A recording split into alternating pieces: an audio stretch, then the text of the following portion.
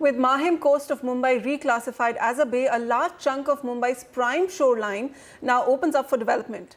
Developers in Mumbai say it was high time that the CRZ norms were relaxed, but urban planning experts are fearing the worst.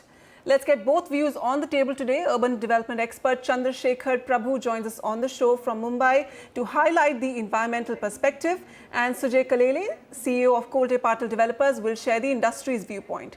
Gentlemen, thank you so much for joining me today.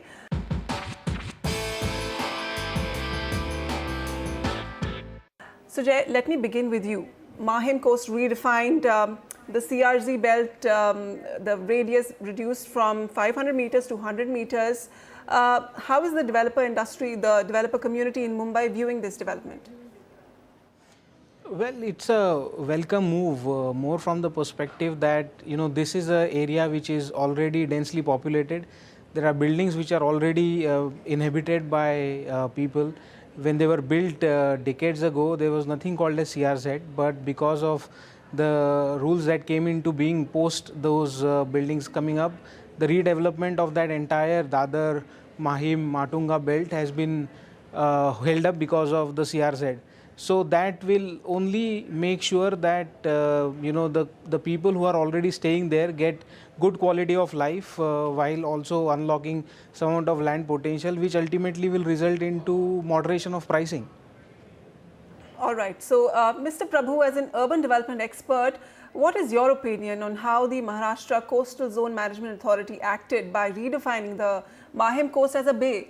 Do you think there was a genuine need to do this? First of all, let me clarify a few things. A, the Dadar Mahim area, it's only 500 meters which is affected by the CRZ zone. The remaining part of it was never affected. So to say that the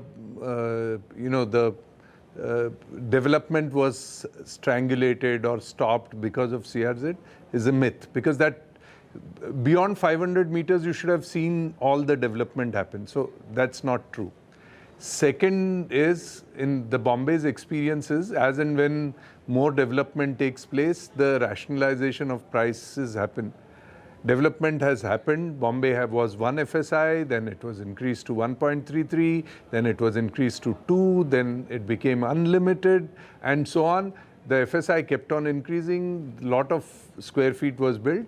Never have the prices come down. So the concept of rationalizing, or if there is more, this is relevant for Pune, Nashik, Aurangabad, wherein you can grow on all sides. Mumbai, it doesn't happen because this is an island and prices keep on increasing however much you add to the housing stock. So both these things are untrue, incorrect. If my student were to mention that in his paper, I would fail him. So that's one thing which one should understand. Now, coming back to the concept of what is a bay and what is sea. To me, anything that faces a open waterfront leading to the sea is sea. And hence 500 meters have to be classified as CRZ anyways. If Worli Sea Face is a sea, if Haji Ali is a sea, then Dadar is also a sea. Now, just because you feel that is a bay, I mean, you could stretch this to think that Bombay, as it was called for 300 years, is a bay, because in its name itself there is a bay. Hence, the whole of the city should be out of the CRZ because it is called a bay. But are you fearing that this could set a wrong precedent for other areas? We also have Chowpatty, Kafpurate, Churchgate, parts of Malad. It would not only set wrong precedents for the other area, it would destroy the very culture of Dadar. The entire cultural hub of the island city is Dadar Mahim. Sujay, how do you react to this criticism from environmentalists, urban planners, that Mumbai is going to lose its seafront if you open up, if you redefine coastlines like this arbitrarily? What is your reaction to this, and where do you think most of this land which is going to be unlocked is going to be used? What kind of development do you expect? I think one of the key points that Prabhu sir has highlighted is very valid, that the development of these new areas also has to keep in mind in the first place how the development happened in the past, and it has to preserve the social well-being, the thread that it was first meant to preserve. And if we are able to manage and balance both the aspects, then we don't see why it won't actually benefit the average Mumbaikar as a whole. And while I'm slightly disconnected with the viewpoint that new supply or fresh supply in Bombay hasn't resulted in rationalization of pricing. If you look at the entire Lower Parel belt, right, today the average per square feet pricing is less than what it is in Bandra Khar, Santa Cruz, that belt. While 3 years ago that was not the case. The only reason why the pricing has rationalized and it is lesser than suburbs, which in itself is a big news for Mumbaikars, is because the supply got to hit the market at the right time.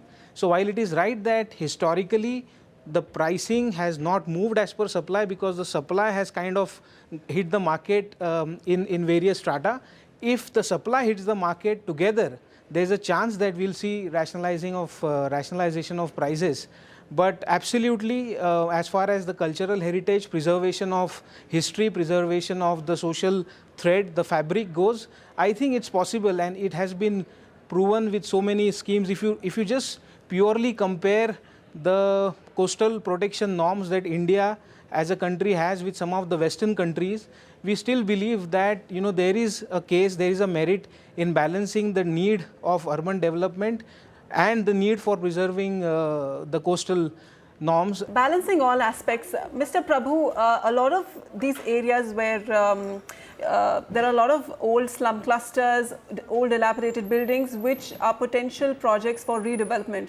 All of those also get stalled because they come under restrictive CRZ norms. Do you feel there's a need to revisit them, with this redefinition of the Mahim Bay? A lot of slum redevelopment can happen. That could be a big positive. What's your perspective on this?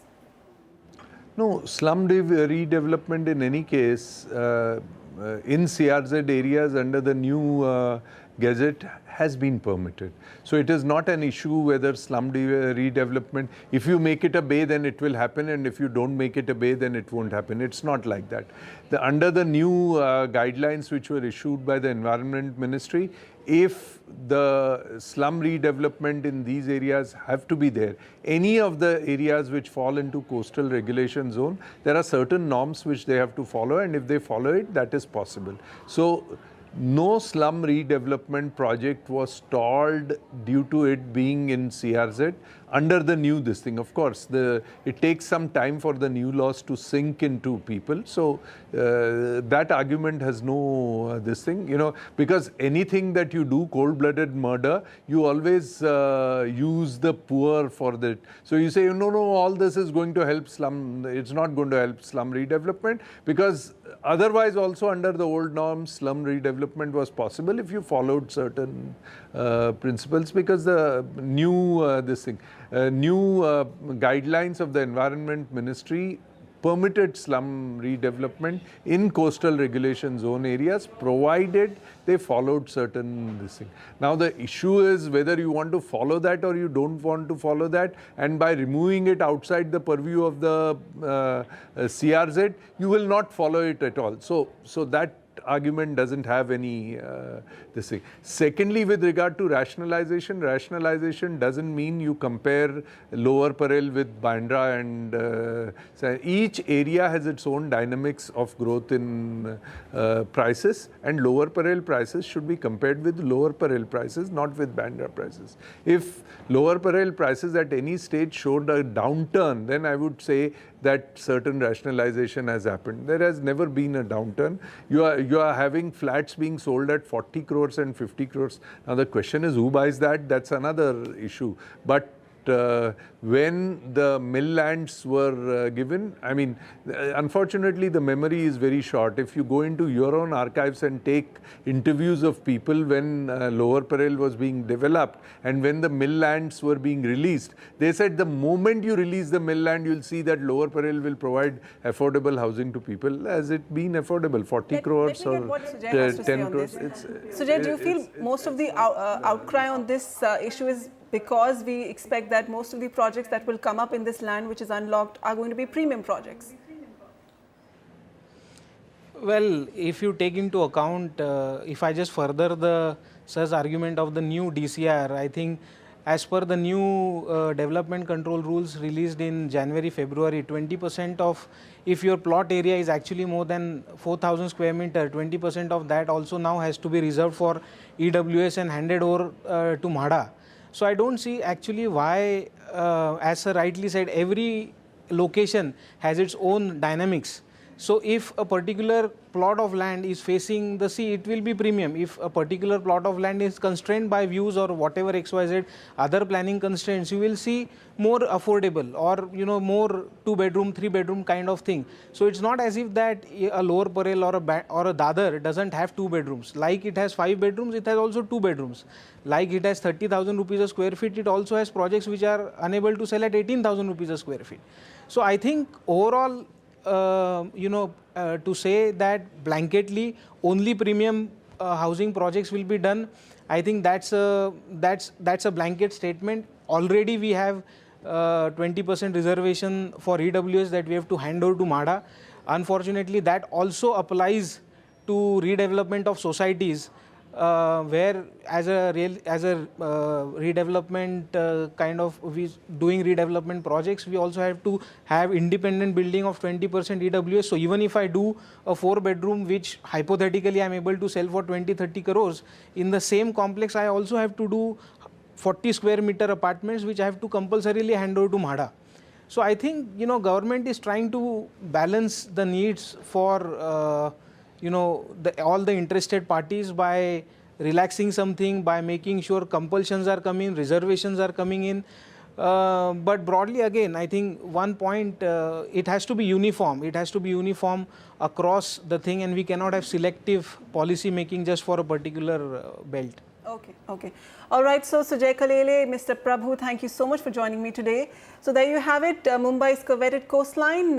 You need to toe the line between development and preserving Mumbai's water bodies and its prime coastline.